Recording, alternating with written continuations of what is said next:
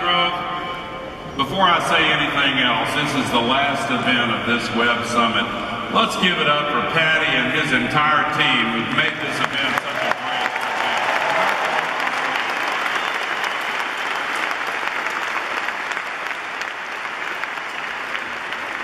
Thank you for having me here. It's an honor to close out this fantastic event.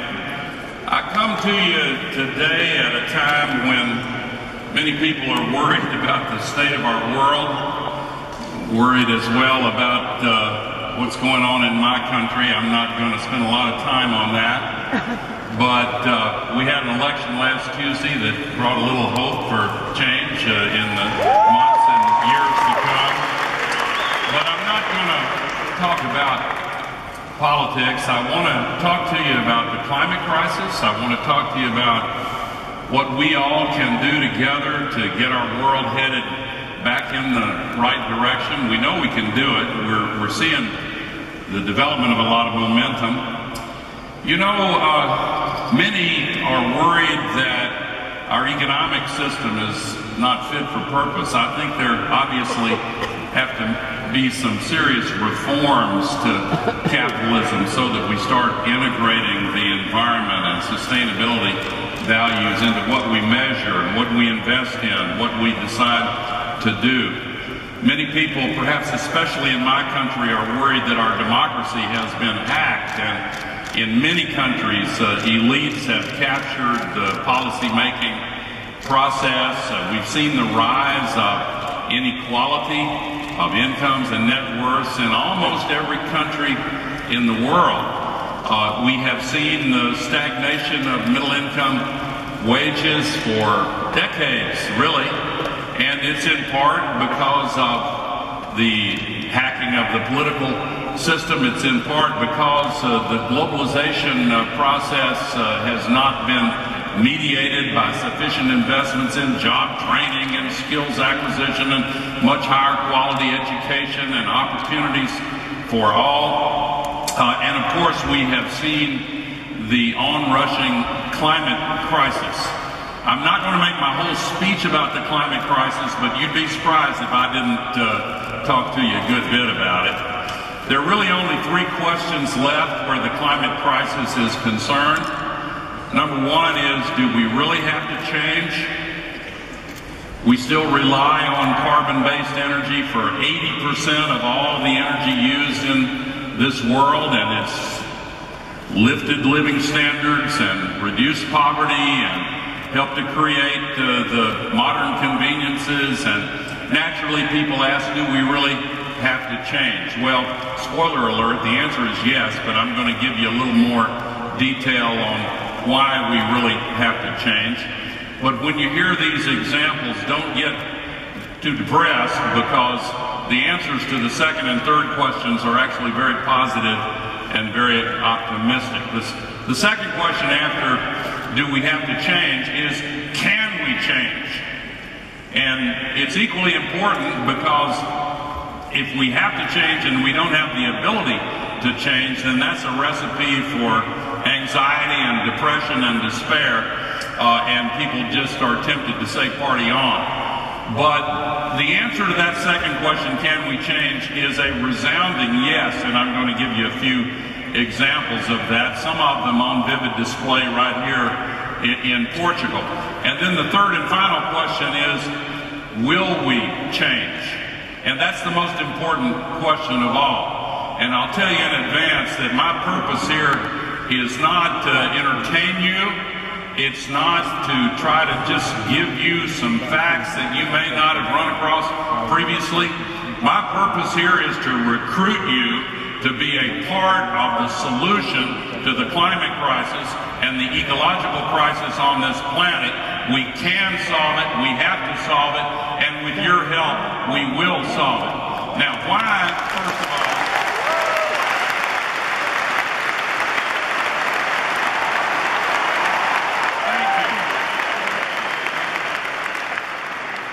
get to the answer to that third and final question, will we solve it, I'm going to close out my talk with a discussion of how entrepreneurs and startups and growth stage companies and web experts and technologists actually are playing one of the key roles of all. It's very exciting what's going on, and I'm optimistic, I'm hopeful, but we need to match all the new tools we have and all the exciting opportunities with enough political will to really get the job done. Everything depends on it. But first of all, that first question, do we really have to change? I won't belabor this too much, but most of you know the facts. There's a collision underway right now between human civilization as we have come to organize it and the ecological system of this planet. And there are many manifestations of it. The destruction of the vitality of our oceans, the weight of the plastic in the oceans will soon exceed the weight of the fish in the oceans. We're seeing dead zones spreading. What's happening to a lot of the beautiful forest areas and the wetlands and the mangroves. We're seeing the conversion of land in destructive ways to uses that hurt the critical role land plays and the plants and animals play in sustaining the web of life. But the single most important part of this collision between civilization and nature is the climate crisis. And the reason it's the most important is that the most vulnerable part of the Earth's ecological system is the atmosphere. The sky is a very thin shell surrounding the planet. Most of you know that, but when you walk outside on a beautiful day like today, the sky can appear as if it goes on forever. But you see from the pictures brought back by the astronauts from space, it's a very thin line. If you could drive a car at highway speed straight up in the air, you'd get to the top of the breathable sky in about 5 to 10 minutes. And every single day we're putting 110 million tons of man-made global warming pollution into that thin shell of atmosphere, and it's trapping heat. The accumulated amount is so large that it now traps every day as much extra heat energy as would be released by 400,000 Hiroshima-class atomic bombs exploding every 24 hours. And that is disrupting the natural cycles. Most of it goes into the ocean, and that disrupts the water cycle. That's why we've got all these big downpours now. That's why we've got the bigger floods and the mudslides. That's why we have what they call rain bombs. In my country, over the last 2 months, we had Hurricane Harvey that dropped 1.5 meters of rain on Houston, Texas, a once in 25,000 year event. And they had 2 once in 500 year events and another once in 1,000 year event during the 2 years leading up to Hurricane Harvey. And then we had Hurricane Irma that devastated the Caribbean islands, and Hurricane Maria that flattened Puerto Rico, and they're still flattened, and they need help in Key West, Florida, and other parts of my country. And then we had the historic fires in California, by far the worst fires in the history of California, because the same extra heat that disrupts the water cycle and causes these big downpours and floods all over the world. By the way, the same week Houston was hit, 10 times as many people died in South Asia. 1/3 of Bangladesh was underwater. India got 50 centimeters of rain over and above what the monsoon typically brings. In Nigeria, 100,000 homes destroyed and disrupted. It's a global phenomenon. But the same extra heat energy that causes the disruption of the water cycle also pulls the moisture out of the soil, and it dries things out. The droughts take hold quicker and go deeper and last longer. And that's been happening here in Portugal and in Spain and in other places, in Greece and Italy and all over the world. We're seeing in Africa right now droughts that have caused the United Nations to warn us this month that we are on the verge of the worst humanitarian crisis since 1945, with 30 million people near starvation. Political factors involved, civil wars involved, but the base of it is the drought. That's what happened in Syria.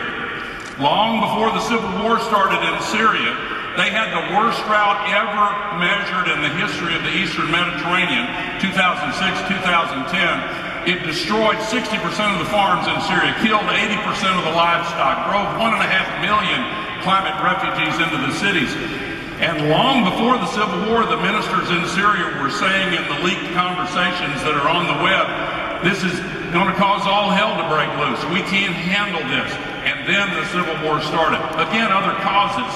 But the refugees from the Middle East and North Africa began to shake the political stability in the European Union.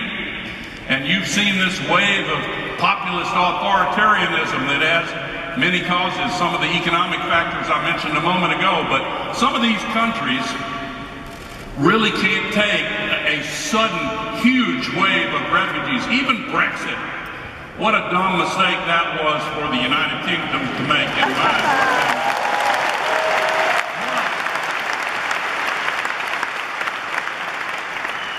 One of the two most powerful advertisements was the billboard put up by the Leave campaign that showed an endless line of refugees from the Middle East and North Africa at the borders of Europe, and they say, we don't want them here.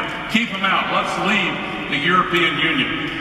I could go on in describing the political disruption that is in prospect if we don't get a handle on this climate crisis. The same extra heat is melting the ice and raising sea level. We're seeing both Greenland and Antarctica melt at an accelerated rate.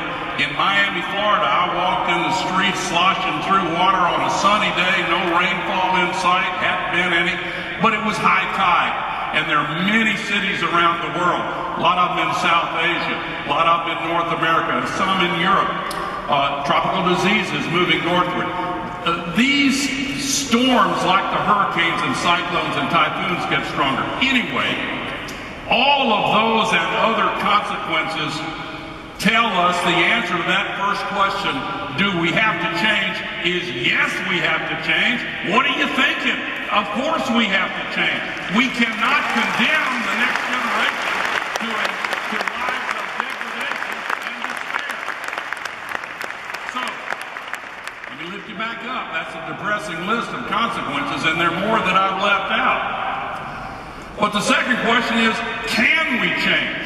And there the answer is an incredibly positive and resounding yes. Look at what's happened in the world of technology. Just look at energy, for example. We have seen the same kinds of cost reduction curves, cost down curves that astonished the world in previous decades with computer chips and flat screen TVs and mobile phones. That's happening with solar energy. That's happening with wind energy. It's happening with battery storage of energy. It's happening with electric vehicles. It's happening with efficiency improvements that are too numerous to mention. In fact, here's what I believe, and the evidence I believe bears this out. Our world is now a revolution that has the magnitude of the Industrial Revolution, but the speed of the digital revolution. And it's empowered by the digital tools, including the Internet of Things and machine learning and progressively better forms of artificial intelligence. And a lot of these new tools and technologies are being developed by men and women right here in this auditorium today. Thank you for what you're doing. You are already making a huge difference.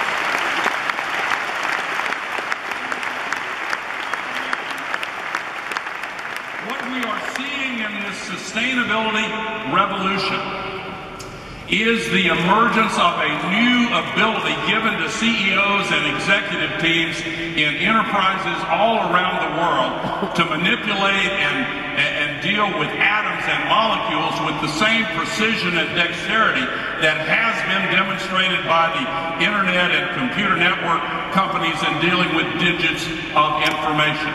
We are seeing unnecessary waste eliminated. We're seeing new business models. We're seeing the use of data to figure out what needs to be done, focus on that, get rid of the unnecessary encumbrances and waste, and just get the job done. This is beginning to reduce emissions.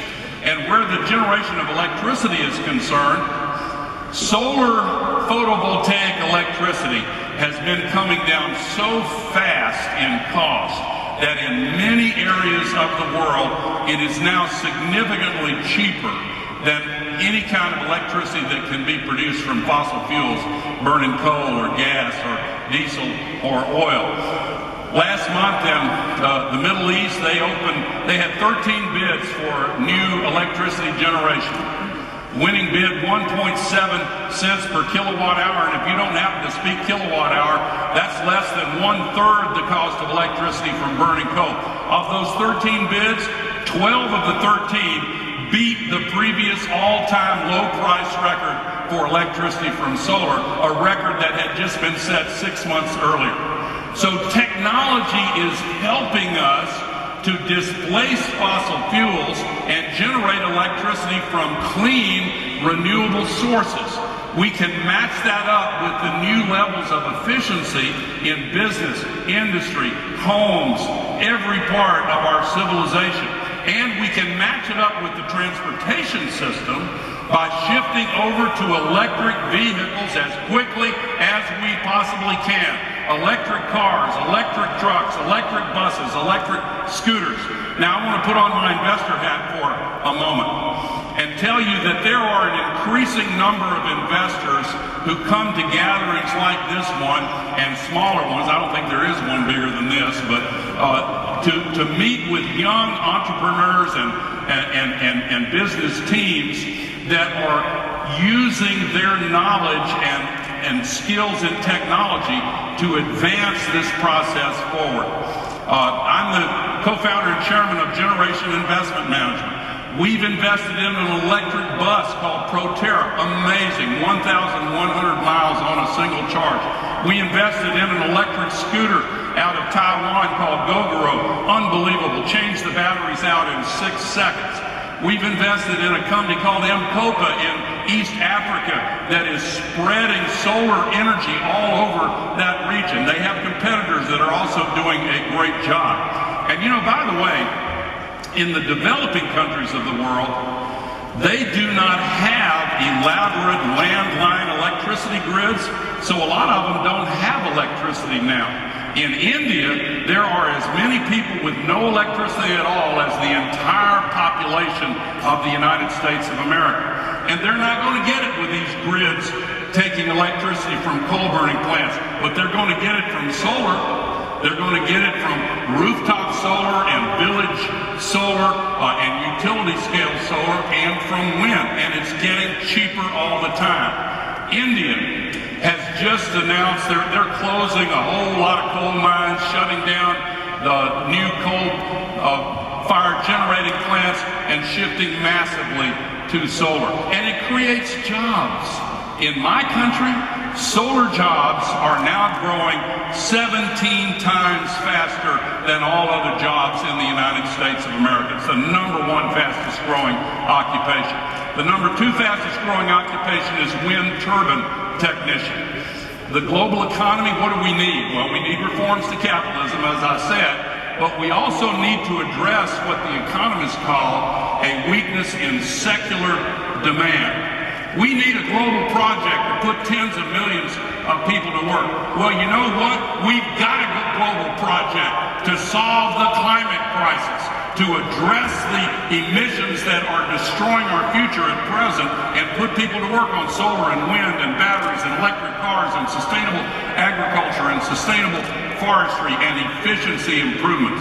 So I want you to know that there is a growing market for the kinds of initiatives that many of you have labored long and hard to bring to fruition. There is a growing interest on the part of investors who care not just about making a quick buck in a short period of time, but investing in businesses that are helping to create a bright and prosperous and sustainable future. Every one of these social revolutions, like the climate movement, like the sustainability movement, has been led ultimately by young people. And I look out at this audience and I know who you are. Most of you are extremely young. Most of you are determined to be a part of building a bright future. Making good money, yes, but in the process, helping to make the world a better place. That's what we all should be about. So can we solve this climate crisis? Yes. We have the tools that we need. They are available. Now there's opposition in the political systems of this world. The fossil fuel companies have built up over the last century a lot of monetary wealth and political power and a network of connections, and they're pulling out all the stops to try to paralyze this historic movement of the sustainability revolution. But you know, the people still ultimately have the most powerful voice. And those of you who are building exciting new businesses can have much more influence than practically anybody else. Generation puts out an annual sustainability trends report. We published the first one just a couple of weeks ago. I encourage you to go look at that on our website, generationim.com. There is now this global movement that business is leading. Some politicians are doing okay, and I could pick out several that are, but in too much of the world, the politicians are trying to slow things down. And of course, I said I wasn't going to talk about politics in my country, so I'll probably keep to that if I can help myself. But enough is enough. By the way, I'll just mention one election race in my country last Tuesday. Kind of a minor. A lot of the attention went to the governor's races in two of our big states, New Jersey and Virginia. But I'm going to tell you about one race way down the ballot for the state legislature in Virginia. They call it the House of Delegates. There was a 73-year-old Republican legislator, been in there for 20-some-odd years, and he prided himself on being the author of legislation banning the use of restrooms by transgender people. A transgender woman just defeated him in the election.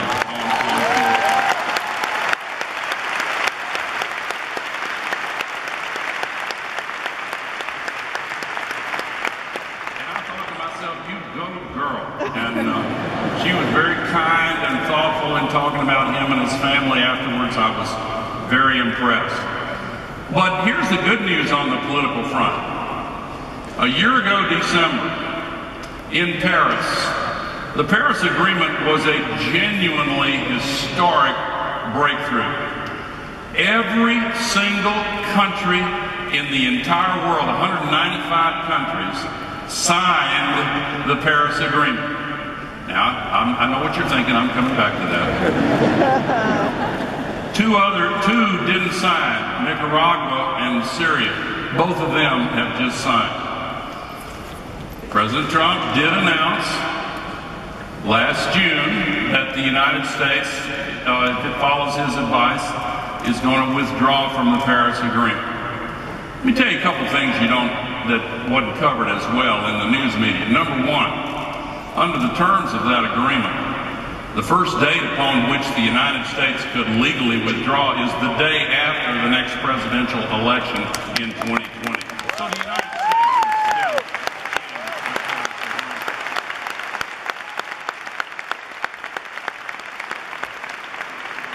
and by the way, if there is a new president, excuse me for just a moment, if there is a new president, simply give 30 days notice and the U.S. is back in the agreement. But more important than any of that, the day after President Trump made that announcement, every other country in the world said, we're still in the Paris Agreement. And in the United States, California, the state of California, the state of New York, and a bunch of other states, and hundreds of cities, and thousands of business leaders, they all said, we're still in the Paris Agreement, and launched a new hashtag we got this. So you need to make a decision.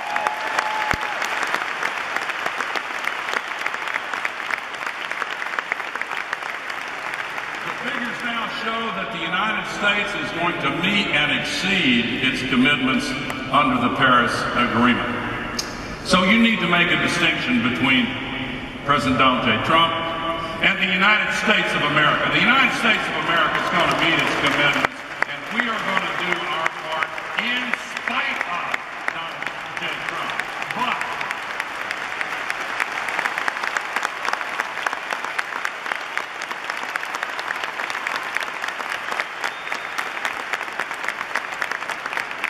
But here's the thing. That third and final question, will we change? Doesn't have an answer yet. I believe I know the answer. I believe the answer is yes, but the real answer is really and truly going to come in significant part from you. I mentioned the Paris Agreement was an historic breakthrough. It was. Amazing. The proverbial and metaphorical train has left the station. Governments, investors, businesses, industries, individuals, they're all planning now to meet that long-term goal of net zero greenhouse gas emissions by mid-century or as soon thereafter as possible. But if you add up all of the commitments made by all of the countries that signed that Paris Agreement, they still don't add up to enough to solve the crisis. Still good news, because we've got a firm foundation. But the agreement also has a mandatory provision that every 5 years, every country that signed that agreement has to review its commitments, has to look closer at how those cost down curves have continued to make renewable energy and efficiency much cheaper and much more accessible, and then beef up their commitments. And that process is going to start next year. So my point is, you, especially those of you who are building technology companies that can bring higher levels of efficiency and rationality to reduce emissions, to make businesses more efficient in every possible way, you can have a bigger impact on whether or not we really do change. Whether the answer to that question, will we change, is yes, than practically any other group in the entire world. You know, I say your generation, I know there are people of all different ages here, but allow me just to say the generation that's the median here in this group. You want to be a part of productive enterprises that make good money, but also move us in the right direction. Now is your time. And remember that every great social movement in the history of this world that has advanced the cause of humanity has been led by young people. I mentioned some of them in that clip: the abolition of slavery, the women's suffrage movement, the anti-apartheid movement, the anti-nuclear arms race movement, the civil rights movement in my country, more recently the gay rights movement. If somebody had told me even 5 years ago that in my country in the year 2017 gay marriage would be fully legal in all 50 states and accepted, honored, and celebrated by 2/3 of the American people, I would have said, I sure hope so, but what are you smoking? Because that doesn't seem very likely to me. But what happened is what has happened in all of these great movements. When the central question is boiled down to a binary choice between what's right and what's wrong, then the outcome is foreordained because of who we are. That is the moment we're at right now. That is the tipping point we stand on the threshold of right now with the climate movement. So I'm asking you here at the end of my talk, just as I did at the beginning of my talk, I'm trying to recruit you. I wish that I could find the words and the manner of articulating them that would go straight from my heart to your heart. Everything is at stake.